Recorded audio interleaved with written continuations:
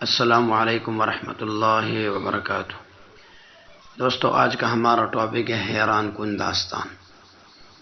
ایک حیران کن داستان ہے روسی نو مسلم لڑکی جولین کی۔ وہ کہتی ہے کہ میرا جسم بالکل شل اور مفلوج تھا، ریڑھ کی ہڈی ٹوٹ گئی تھی، میں اپنے پیروں پر کھڑی نہیں ہو سکتی تھی، لیکن اسلام قبول کیا تو اللہ نے مجھے صحت دے دی۔ تو دوستو، آتے ہیں کہ اس نے اسلام کیسے قبول کیا۔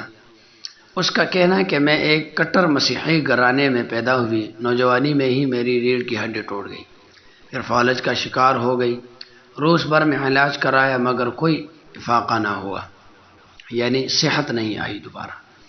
دوستو کہتی ہیں کہ میں زندگی سے مایوس ہو کر بیٹھ گئی تھی۔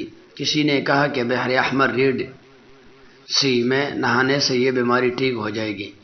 یہ سن کر میں مصر روانہ ہو گئی۔ یہاں پہنچ کر پہلی بار اسلام سے متعارف ہوئی، یعنی اسلام کے بارے میں پڑھا، پھر قرآن کا ترجمہ پڑھا اور اللہ نے سینہ کھول دیا اور اسلام قبول کرنے کا اعلان کر دیا۔ اب بدن پورا مفلوج تھا، لیٹ کر ہی نمازیں پڑھنے لگی۔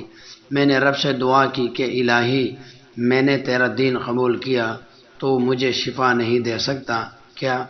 جس جولین کا روس میں علاج نہ ہو سکا، وہ جلد ہی اپنے قدموں پر کھڑی ہو گئی۔ اسلام کے ساتھ صحت و عافیت کی دولت بھی مل گئی۔ جولین کا کہنا ہے کہ میں پہلی بار زندگی کے لطف آشنا ہوئی۔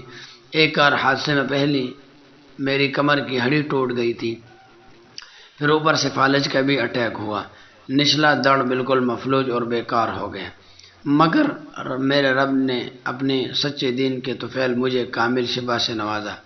مصر پہنچ کر میں نے دیکھا کہ لوگ 5 وقت نماز پڑھتے ہیں۔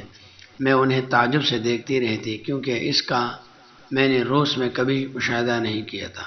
میں نے روسی زبان میں قرآن کے ترجمے کا ایک نسخہ کسی سے لیا۔ جب اسے پڑھنے لگی تو مجھے عجیب اطمینان کا احساس ہوا اور میرے آنسو نکل آئے اور میں اتنی روئی کہ اللہ ہم سے کیا کہہ رہا ہے اور ہم کیا کر رہے ہیں۔